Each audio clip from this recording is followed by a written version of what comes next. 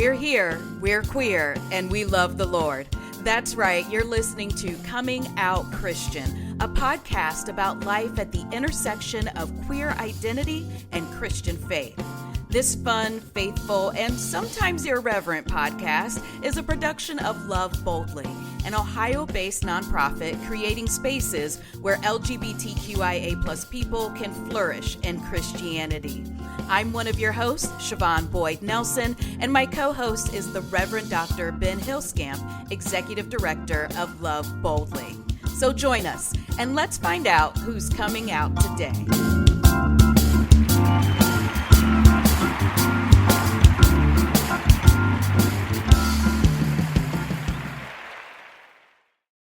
Well, hello there, Ben. Hello, Siobhan. How are you? I am doing pretty well. How are you doing? I'm doing pretty well, thank you. I love this time of year. I know you do. We've come through the beautiful fall part. It's still cold. It hopefully hasn't snowed, or maybe not snowed all that much yet when this episode comes out. But I am an absolute sucker for October and then December, particularly with Advent and definitely Christmas. Oh, yeah, because Advent is a really big part of your December, which has never been a big part of my December. I will be honest, I've never had an Advent calendar. Advent was something that was new to me when I joined a UCC church, about 10 years ago, 8 to 10 years ago. So I'm still getting used to the idea of Advent and it being a big deal. Yeah, Advent, we never really did Advent calendars all that much, except when we were really little. But every year my mom would would bring out the Advent wreath with candles. Okay. With the full intention, and I do the same thing now, with the full intention of, lighting the candles every week, blah, blah, blah. And it would never happen. It would end up being a centerpiece on the table or on the mantle. And the candles would all be, the same height by the end of it. But like Christmas, it's the thought that counts, right?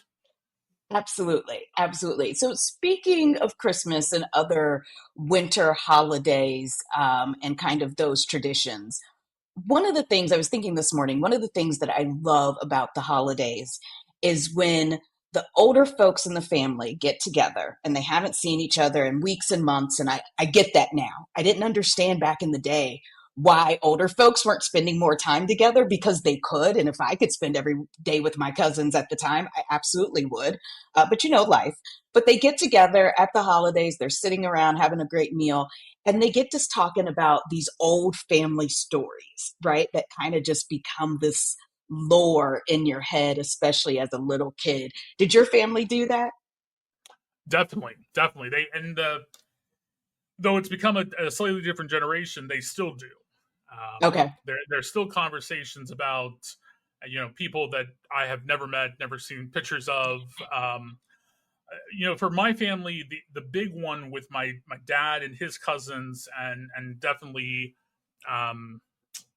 his aunts, uncles, parents was actually not stories, but so much as talking about the farm that my grandfather, my father's father, grew up on. My grandfather was one of at least 9 children that lived to adulthood, and a few others who unfortunately died at different points as kids.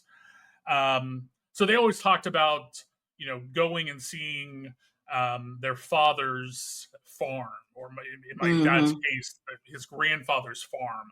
That place, more than just the stories themselves, but that place had kind of almost a mythic sense to it.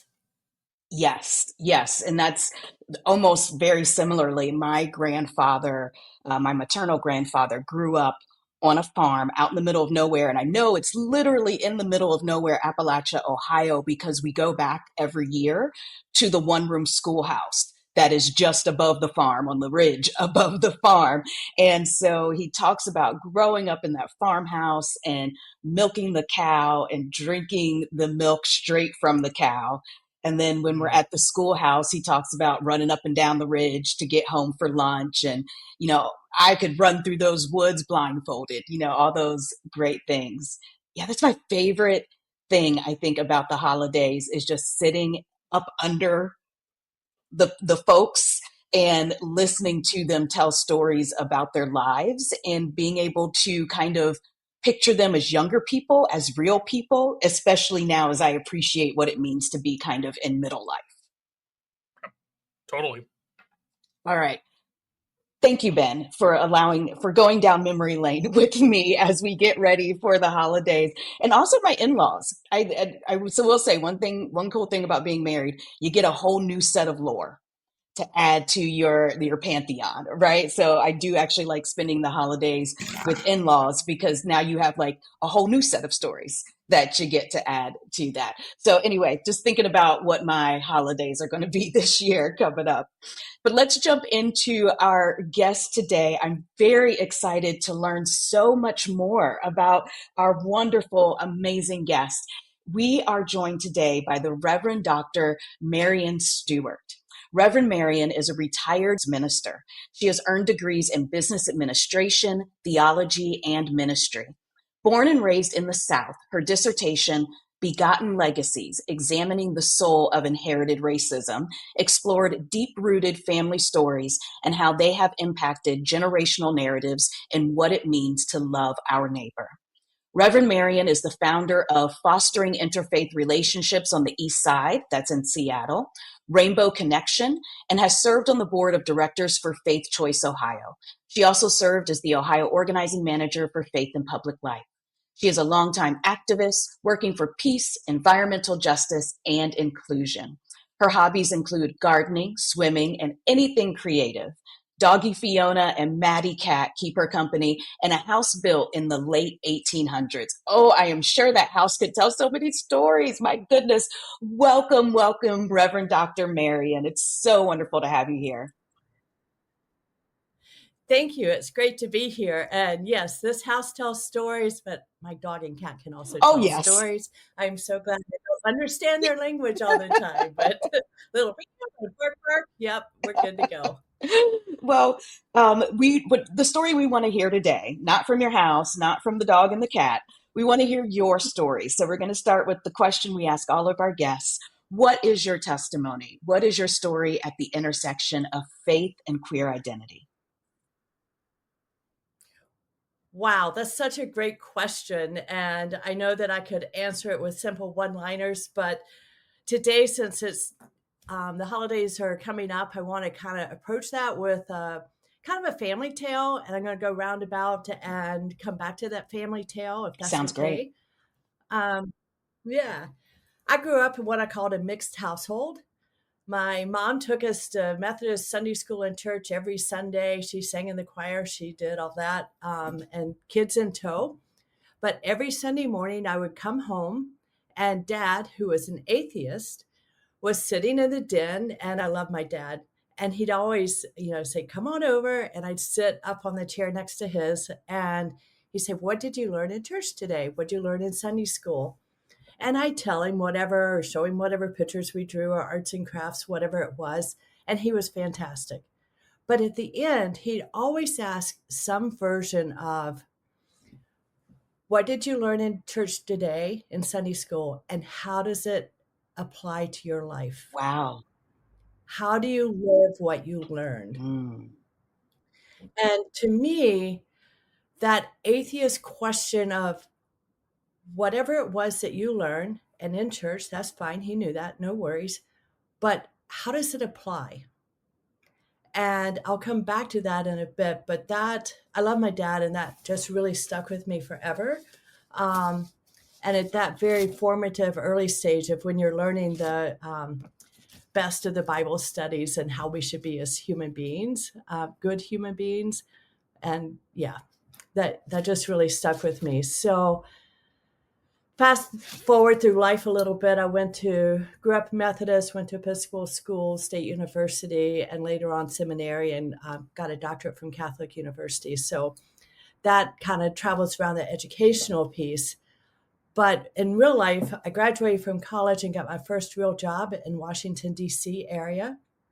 And having come out to myself, sort of, I started going to the church in DC, and it was a wonderful experience.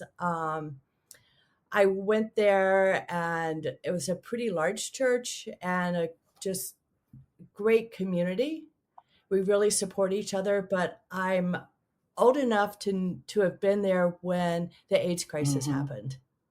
And what happened then was we kept seeing the men, young men, who would be coming to church and be a part of the community, but gradually they'd bring pillows to sit Yeah. on, or they'd walk in with canes. Then they came in with wheelchairs. And we started doing, by the height of it, I think we were doing 5, 7 memorials a week. It really hit the community hard because DC, being a typical urban area, a lot of young men either migrated toward DC, but also many had gone off to New York or San Francisco or Toronto or somewhere and come back. And when they knocked on their parents' door, they're like, oh no, you're gay, you might have AIDS, or your partner died. We don't care. You're not welcome Yeah. here. So we learned as a community how to take care of each other. And I didn't have the word then, but it was basically, I got early practice in mutual aid society, Mm. how we figure out who needs what and who needs to get where. We help start or actually form the Whitman Walker Health Hmm. Clinic there in DC. A lot of the community came together for that. That was important. And as church, especially the women, we pulled around and helped make sure we had meals all the time for people, because everybody was afraid. Yeah. It's a time of huge fear. And at some point before I left DC, someone had come up with a great idea of the AIDS quilt. Yes. And so I was part of that original AIDS quilt there on the mall. It was amazing. But how community comes together, um, through faith, but also through Hmm. grief, through their full humanity. And with every quilt square had a life Right. story. But it wasn't just a life story, it was a community Yes. story. And so that was really, really powerful. Um, Moved back to North Carolina, couldn't find a church, went back to Episcopal Church, and they said, oh, we don't do people like you here, Oh get no. out. I was like, so that was Yeah. odd. So that happened, and I lost, over time, housing and jobs and stuff like that because, it was the South. I grew up in a very conservative small town, um, in the South, and it wasn't welcome. And so I just put my head down and started working and finally went in business for myself and was successful. I was a graphic designer for a number of Okay. years before I went to seminary. And the reason I went to seminary was because I kept looking for a church. And if I'd been kicked out because we don't do people like you, but that's not what my Sunday school lesson told me, I kept trying. I needed that community. And I walked in a Unitarian church and they're like, hi, welcome. Here's the order of service. Have a seat. Beautiful. And it's like, what? No Yeah. questions? No checklist?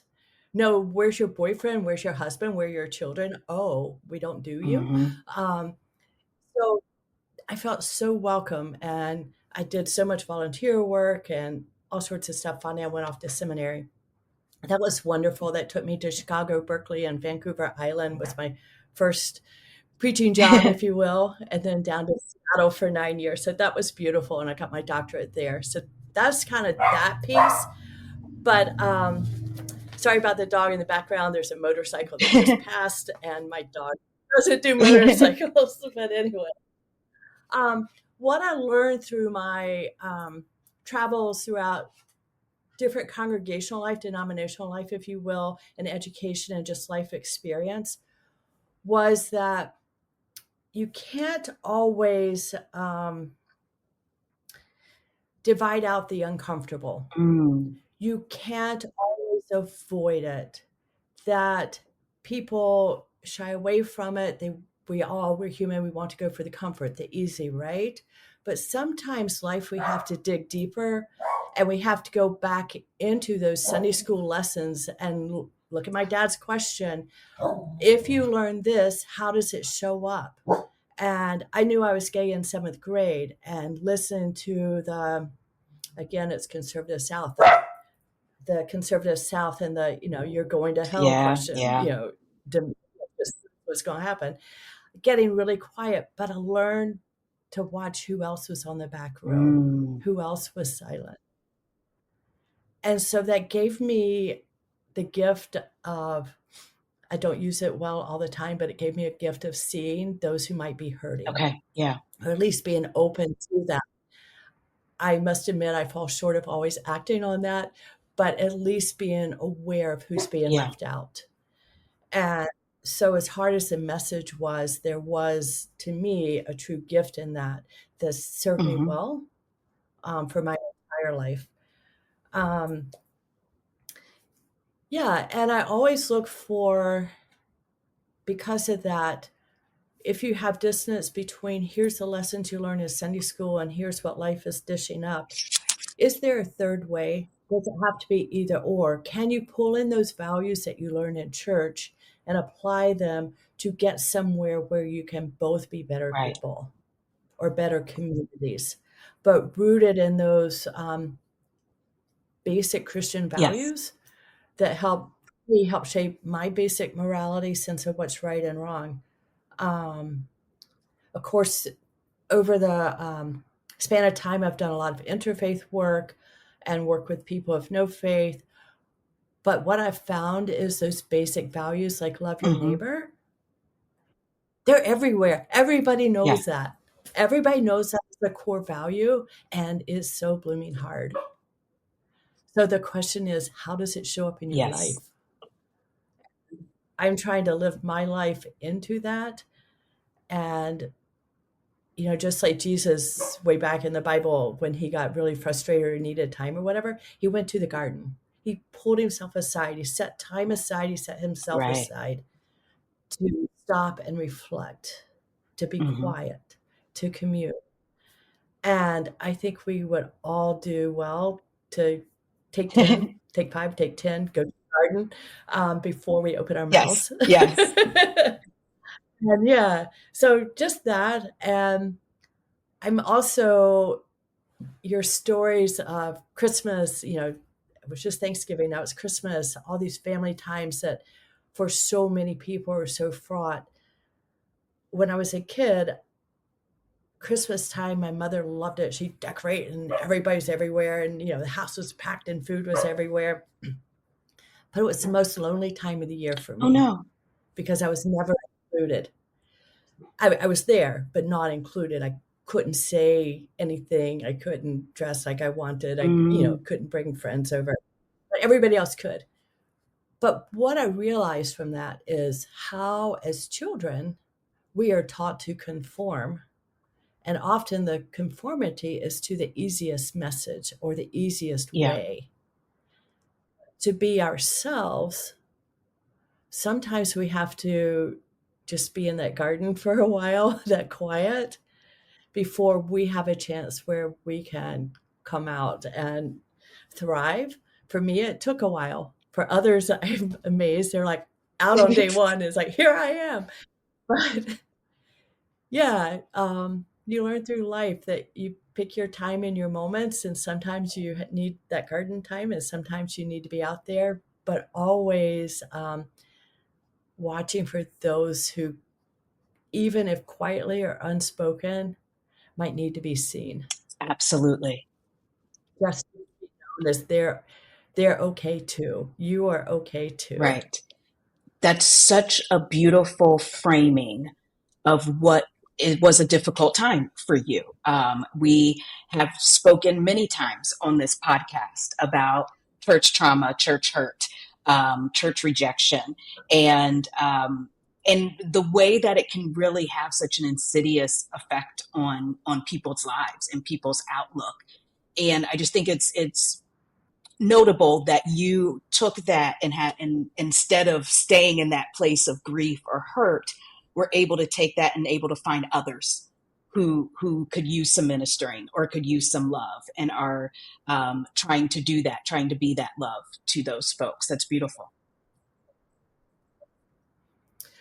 Yeah, thanks. A couple of things. One is I think it took me many years to become aware that I was doing Okay. that. Yes. I think I responded to that Hmm. subconsciously. It's kind of like if you're hurting, sometimes you see someone else hurting, so you have an identification. And even if you can't speak that language at that time, you still Yes. know, and you reach out in different Hmm. ways. Some people want to reach out to, others don't, but you learn this dance of how people who sometimes live in the shadows, if you will, on the outskirts, on the edges, um, there's also a commonality there, a community there, that a lot of times we have our chosen families from. We support each other in various Yes. ways. And there are so many people out there now who also need our support. The gay community, if you will, as a larger term, has morphed and shifted and changed, even though all aspects of it have always been true and Right. present. We have different emphasis on different points in time. And while the emphasis now might look different than what it did when I was coming out, because I wasn't too far behind Stonewall, um, even now, it's like there's still so many people who are hurting and at Yes. risk. And how can we see everyone as Hmm. family, give them respect and distance as they need and want, but also make sure they have what they Yes. need? It's it's a careful thing you do there without like stomping on somebody. You don't want to do Right. that, but you also want to lift them up. And if there's a stone in the way, it's like, could I at least, if I can't move this stone, can I brush a path Hmm. around it for you? That together. What can we Right. do? And it's a little bit, it goes beyond, I think, gaydar to something much deeper, to where marginalized people recognize marginalization. And so there's a familiarity with marginalization that we as a community have, that those who are heterosexual, who are cis, don't have a familiarity with, because they don't recognize those circumstances and the way that certain circumstances can be marginalizing to others. But if we've had that life experience, we're able to recognize that in other people, or how people are experiencing an event or something, because we've had that experience as well. Yeah, it's really interesting. Just sometimes just normal conversation, people can say things or ask questions, or, I've been married X number of years. And back in Canada, I was that part of a group that was asking that in an elevator somewhere over in Victoria. And I kind of looked, said, I'm not allowed to be married. Yeah. Oh, but I've been married 20, 30, whatever years. And it's like, that's Yeah. nice. Yeah. And we don't actually realize it sometimes when we walk into it. And I have privileges that I walk into things and don't know. Um, we do it all the time, but how do we have grace Yes. and learn to say, oh, ouch, I Hmm. see, I get Hmm. it, I wanted to go. and then work to help. Yep. Sorry, I didn't mean to interrupt. Oh, you're I want to go back to something that you mentioned early on in your story about your dad, who is an atheist, but who would have these conversations with you after church, just kind of really taking that Sunday school lesson a step further than often Sunday school lessons are taken, especially with young people, right? We often just, kind of give young people information and hope they'll work it out, instead of actually having conversations with them. So that is absolutely beautiful that your father had those conversations with you. And just, it strikes me as significant that this is a person who was an atheist. And it speaks to the interfaith work, I think, that you've done, the interfaith work that Love Boldly does. Christians don't have a monopoly on morality. And that is a thing that we often believe. Those of us who are raised in Christian denominations, particularly evangelical denominations, are led to believe that we have a monopoly on morality. And it strikes me that because your father was atheist but was having these very um, important moral conversations with you, you probably didn't grow up with that assumption about Christians and having that moral high ground at all times. um this really good point. You're just, so many things are pinging in my head off of that. Yes, I grew up with a insider outsider Hmm. perspective on Christianity, and when you're told to go forth and convert the world and all this, it's like, but does the world need converting? Yeah. Everybody needs to love their neighbor, and if I love my neighbor, why am I trying to convert you? That's a certain amount of, maybe I don't love my neighbor because I'm not respecting you. I was in a graduate seminar one time on dream Hmm. work, and the panel consisted of people from different faith traditions from around the world, and it was fabulous.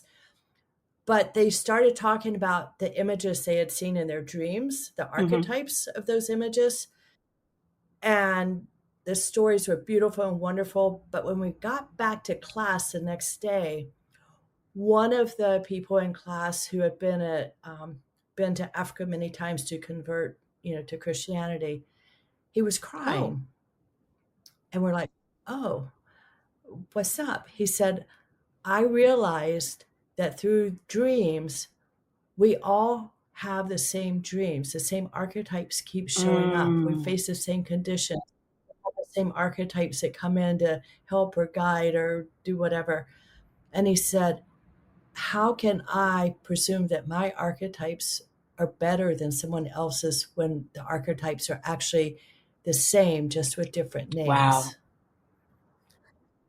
And that to me talks about our shared Yes. humanity. And I think religions at their best recognize each other for who they are and try to lift up the best, not just in others, but in ourselves, because that's a back and forth both ways Hmm. street. How do we all try to be better human Right. beings? Right. You can go to church on Sunday or mosque or temple, whatever you go where, but how does it inform your life? How do you learn how to get along? How do you learn how to lift up, to help your loving your neighbor is not just the ooey gooey. It's not the ooey gooey love, Right. right? It's not that. It's how can I help my neighbor thrive? Yes.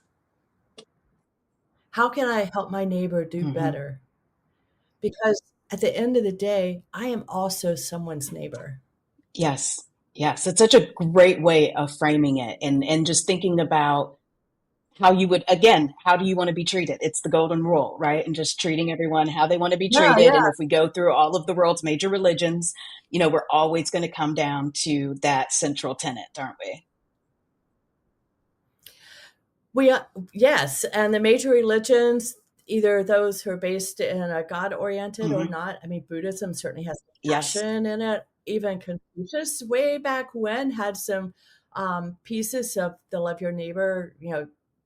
How do we get along? Otherwise, we just end up killing each other. It's like you have to have some kind of moral thread that guides Right. us and pulls us toward something that's healthy for everyone. Otherwise, it's not It's a little bit of good. chaos out there. It gets a little, More than a little. But this time of year, when we use a Christmas tree to bring light, yeah. put all the lights around the darkness of the season, there's so many stories and mythology around bringing back the light.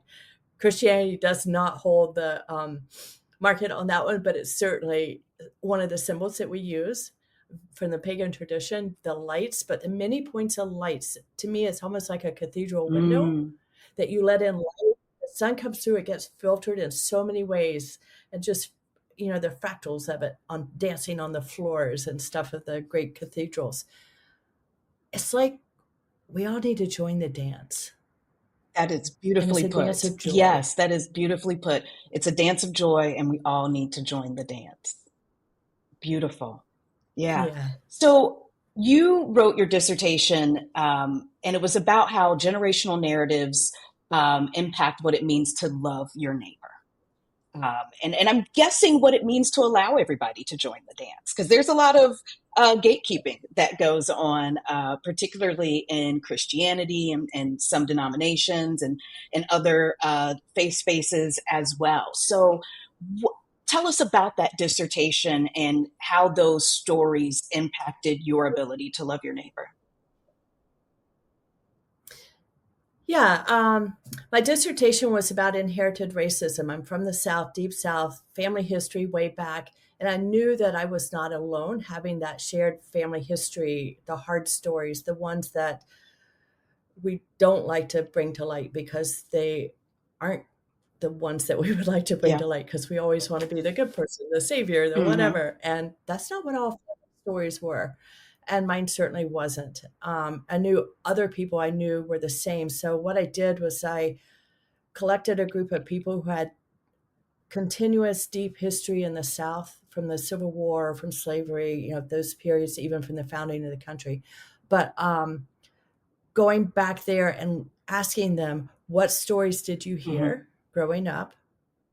And then listening to how they told their stories. So listen to the story and put it on a praxis. Did they tell it exactly as they heard it? Here's how it Okay. is, just as fact. Did they tell the story and say, but I don't know if that part's quite true because I know that blah, blah, that they started some kind of investigation, some evaluation of the story, some reflection into it. Did they go around the praxis and did they start saying, okay, I question this piece right over here, but I actually don't agree with that piece of it, that they Okay. could actually have some discernment, right? Only one person, though, had been all the way around the praxis and gone through the steps and realized that how the stories that he told, that he was told as a child growing up, were not conducive to a healthy life, Wow. that they didn't work. And he did it because his daughter was in an interracial relationship, Hmm. about to get married, Hmm. and was pregnant. And the father, my Yeah. friend, said, I realized that if I kept to the old stories I'd heard, including reenactments with my family and all Okay. that, if I kept down that path, my daughter said, you either love me or you love that story. Wow. But that's really putting it very And plainly and truthfully. it is. It is. So he realized that he loved his daughter. Yeah. And what I heard from so many people in that experience was they hadn't had a chance to tell their stories, that they had been, these aren't good. Nobody wants to hear it because they were all bad to other people. So what happened was all those stories just kind of they were like in a hardened shell Hmm. inside themselves. And no matter how much head knowledge they got, or even heart knowledge for this isn't working, this is not how I want to live in the world, this was still there. And until that shell broke open, they couldn't put it out there in sunshine, in Yeah. daylight, and say, wow, we were a part of this. What can I do to help now? Right. Yeah, they still had this hardness in them. And that's, So that's what core of my dissertation was. How do we do yeah. that? I won't say it's surprising. You said that one person had made it around the praxis, had gotten to the point where they were willing to not only question the story, be critical of it, wrestle with it, and then discard it, essentially. Um, Yeah. it's not surprising, but it is disappointing because we, I think, want to believe, not just when it comes to race. Because when you said that, do you love the story or does he love his daughter? I think so much about the stories that are told about gay people, queer people, the stories that have been made up about us and in the Bible and in other places, and how folks love that story. And it really is a question of, do you love that story, that made up story, or do you love the reality of your child more? So that is a question I think we're asking everyone these days. And we want more people to say that they love the child than that they love the story. Yes, we do. We do. My mother went to the grave hating me because I was gay, but she never stopped to figure out what that meant. Yes. But she had heard stories growing up about, I don't know, some awful, whatever weird story, and she couldn't let go Hmm. of it. And so, therefore, I was in that category. And she taught it to my brother and sister and their families. And that separation is hard. That's where I say, hate can't get divided out at the grave sometimes because, yeah, I live it. I have that story in me. But I have to know that at some point, we're all children, we're all learners, even as adult. Hopefully, we're still Yes. learners. That hate is learned. Yes. Absolutely. It's put into us. We're not born Right. hating. We are not created to Absolutely hate. not. But our world in this struggle to survive, all the ins and outs, and the politics right now are just, oh, they're beyond awful. But we're being taught to hate on each other, to punch down, to punch out, to divide each Mhm. other, to keep us all weak and down and not asking for the love that we deserve, the food that we deserve, the incomes we Yes. deserve, the housing we deserve. Because if we keep just beating on each other, then they can go steal away the millions and billions and Yeah, all the public treasury, exactly. right?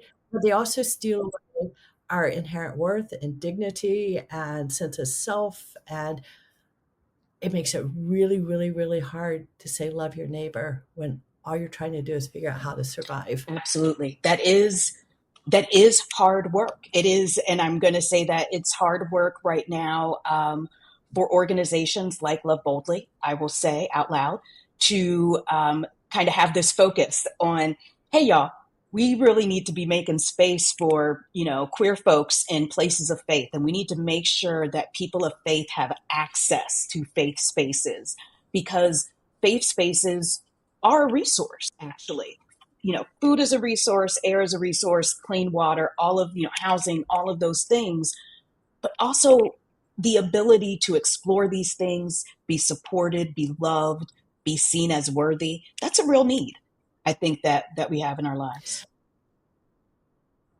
Absolutely, it's a real need. I also work for an organization that got hit by the funding Yeah. crunch. Um, yeah, Faith in Public Life. Really, yeah, hard story there too. It's happening. But I think one thing it really points out is how necessary our connections Hmm. are, and spaces where we can gather, we can share our stories, but we can also learn. I mean, church is the only place in our society right now that you go cradle to Yes. grave. I mean, it's intergenerational. We're divided out every other way we can go, schools and careers and retired. Everybody's segmented into whatever's, right? But it's also churches and houses of worship are the only places where multiple generations hear the same message: love your neighbor. Good point. We're not taught that anywhere Yeah. else. Very true. Very true. And you just, because we keep going back to, kind of these very simple Sunday school type of topics, right? Just love your neighbor, treat folks how you want to be treated. And I just have to give a shout out to my wife, who is always saying, oh my gosh, didn't we learn this in Sunday school? Whenever something happens, whenever Yeah. someone in the, that has power or in the media does something, and they are a person who proclaims to be Christian often, and my wife goes, how did you miss that lesson in Sunday school? It's so simple, but doesn't it need repeating? I mean, doesn't that just beg the question, doesn't it need repeating every week? Obviously. Even the choir needs to practice. We do need to practice. Just like in my practice, you've got the story, what comes through. You can throw away the chef. It's like, of course, God isn't gray hair, blue eyes, sitting on a cloud, just beyond reach. If I got a tall enough ladder, I can Yeah, go there, yeah. right? No, no, no. And much to our American English ears, God is not a he, Right, you right. know? God is not gendered. Oh, Woo! Hello on that one. But the basic moral structure of love your hmm. neighbor, love your God, love your neighbor. That's the combo. That is the greatest commandment. As Heschel said, the rest is commentary. There it is. So spend your life doing that, and let me know how it goes. Let me know when you get it down to a science and you've got it perfect, because there are no perfect human beings. So I figure that's full employment. That absolutely is, yes. So just to wrap up here, and this has been an amazing conversation. I've had so much fun. Ben, is there anything that you wanted to throw in here for Marian? Nope, I'm getting a shake of the head from Ben. Got it. But just to close up, What do you think, just because we're talking about practicing this idea of loving your neighbor and the fact that it is hard on a daily basis, but you've said, I think, a couple of times that you're practicing it, you're trying to do that work. How does that play out for you in your life? Or what is maybe the one thing that you do every day just to be sure that you are practicing loving your neighbor? Like, all right, did I at least do one thing today before I put my head down on this pillow to make sure that I loved my neighbor? I'll tell you right now, I'm very involved in the Springfield Okay. work. When all the political rhetoric came Yes. down about the Haitian immigrants, we started right away with the Love Your Neighbors Yourself, Make It Local billboards. And we did that. We did T-shirts, Love Your Neighbors Yourself. And on the back it says, Springfield makes it local. And we followed up with that with Springfield Neighbors Mm-hmm. United, and it's set on Love Your Neighbor values. And right now I'm trying to figure out how to help other communities also form their Neighbors United groups, because once this current crisis is over, the underlying issues that affect us all are still there. And to have neighbors who have learned to work Right. together on a common cause, like, our immigrants are facing deportation and stuff, but the kids, oh my gosh, they need passports, or the family needs food that's left Right. behind, those types of things. Once we practice that kind of help, that we can then look deeper into what is it that we need as a community, and to have each community that is a Neighbors United community pick one, two, three max issues, primary issues, and do the research and hear the stories, but also research Mm-hmm. solutions and be proactive and take that to their city councils or county commissioners, whatever the body needs to hear their possible solutions or to work with. So I'm hoping that we learn how to actually lean on each other Yes. more, and that we come up with some of our own solutions, because we're the ones that have been living the issues and not just the money makers and money movers. That's beautiful, absolutely beautiful work right there, loving your neighbor, right there in the name of the organization and the work. And just for folks who might not be from Ohio, I just want to make sure folks are know what you're referencing. It's kind of shorthand for us, but residents of Springfield, immigrant residents of Springfield, were horribly thrown under the bus and made this a scapegoat, um, a political scapegoat. And folks in Springfield, Ohio, was actually very proud to see how many folks in Springfield, Ohio were like, what are you talking about? That's not actually happening here. These are our neighbors. They're great neighbors, and we want them to stay. And it's amazing to hear that you were part of that work, Marian. Thank you so much. Thank you. There are a lot of people part of the work, but it's an honor to be a part Yeah, of it and to be one of the leaders. wonderful. And if folks wanted to learn more about Neighbors United and kind of anything going on with that, is there any place online where they can find out more if they're like, oh my gosh, I want to do this in my community? You've sparked a flame. I'll tell you how you get in touch with us, because we're not on the web yet. I'm trying to form an organization where we can take it up and upscale it on that.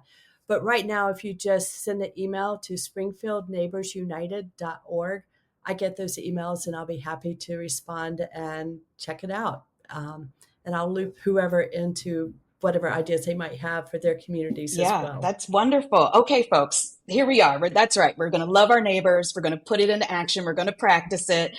And that sounds amazing. Thank you so much, Marian, for sharing your story, sharing the amazing work that you're doing. It's really been a beautiful conversation. Well, thanks for the opportunity to Yeah. share. All right, we're going to go into our query of the day. We got more questions for you here. So, uh, all Oh, right. okay. Today's query of the day is going to go right into that last question that we just asked Marian, and she gave us such an amazing answer to. What are you doing each day to make sure that you've done at least one thing that loved your neighbor? Or what is your reminder of, oh, yeah, I do this because I love my neighbor? Like, I'm not getting anything out of this except loving on somebody else who might need it. Ben, it looks like you might have something in mind for that. I'm just nodding because it's a good question, but I,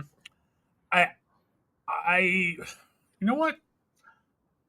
I'm having trouble coming up with an answer. I guess just the the overall work that Mm-hmm. I do whether that's for Love Boldly or for church or just kind of in general. Not sure how much that is loving my neighbor, but at the same time, it's definitely work that helps keep me grounded in this kind of on fire world in which we Right. live. Something that reminds you that you're part of like the community. Yeah, yeah. Correct, correct. I would say that the thing that I do is that I don't complain. And I know that that's not actually a do thing, but sometimes it starts in your head and your attitude. So I really try to check my attitude. Now I live on a pretty busy street. And what I have not done is complained about all the buses that come to my little area of the neighborhood. Because from about 7:15 to about 9 o'clock in the morning, it's a little bit like Grand Central Station.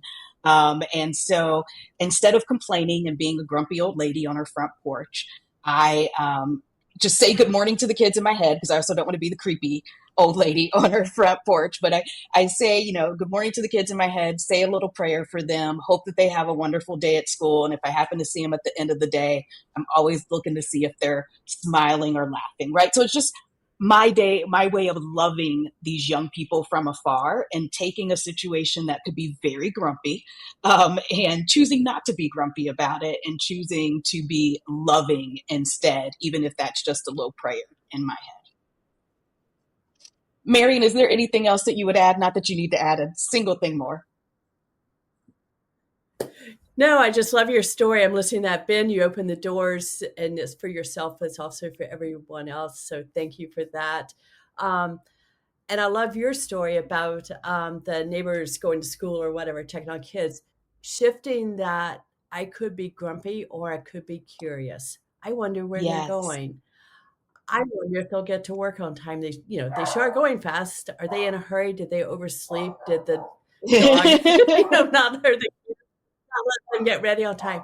But change that into a human Mm, story. It's a human byway, if you will, right in front of your house of how we shift from home to work to life and interact with each other. And that sense of curiosity and openness for new stories and not just the inconvenience of, oh, I need to sleep some more and they sure are yes. loud, but wow, just into your dreams. Wow, they're going to school on their first Right. day. Or, oh, they're going to get in for Christmas. What's that going to be like? Yes.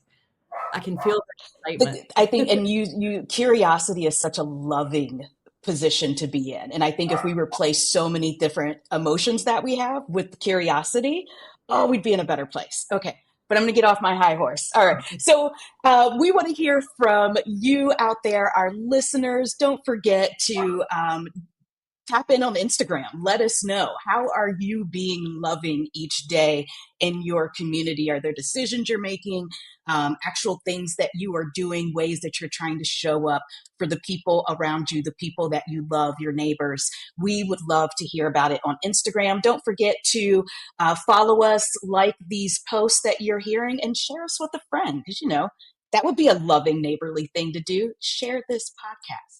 Okay, now it is time for our moment in queer Christian history. This is when Ben reminds us that not only have we always been here, we've always been here in the church. Ben?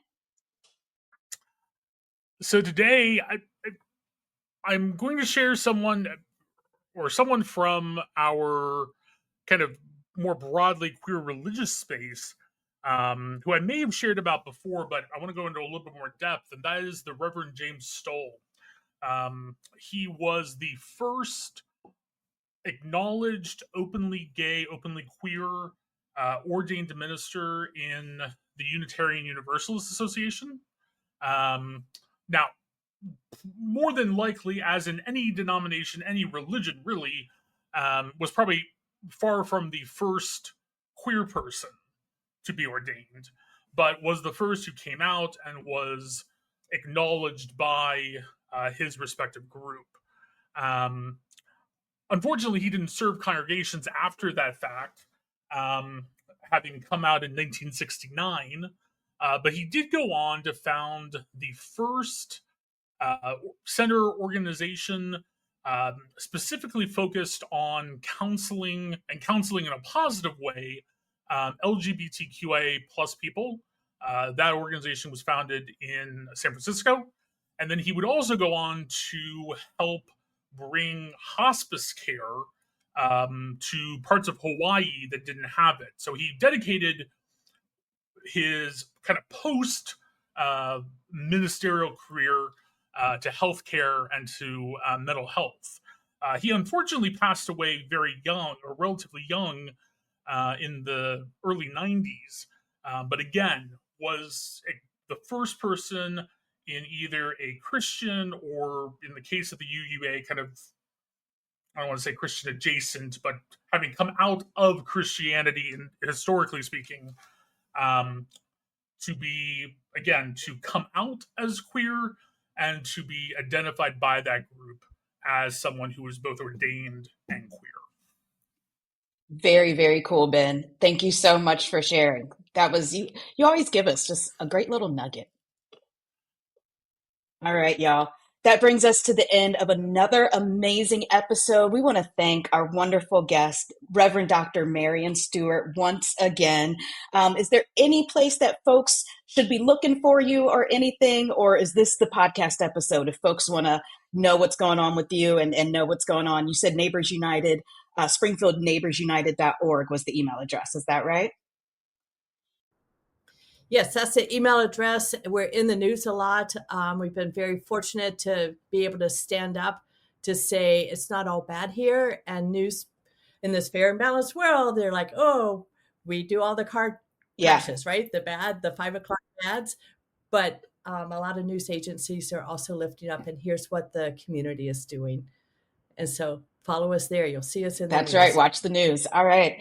Well, everyone, thank you so much for listening. Please remember to give us a great rating. If you're on Apple Podcasts listening, give us a rating, give us 5 stars, share this, like this, tell a friend, and make sure that you tell us that you're listening on Instagram. And we will see you next week for another episode of Coming Out Christian.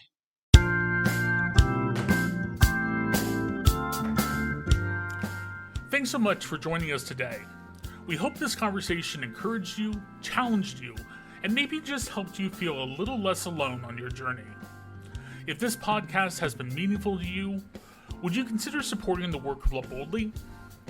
Love Boldly's mission is to create spaces where LGBTQIA+ people can flourish in Christianity, and your donation helps make conversations like this one possible. You can give at www.loveboldly.net/donate. That's www.loveboldly.net/donate. Want to stay connected with the podcast? Follow us on Instagram at comingoutchristian_podcast for updates, resources, and community. Until next time, remember that you can be queer and Christian and queer.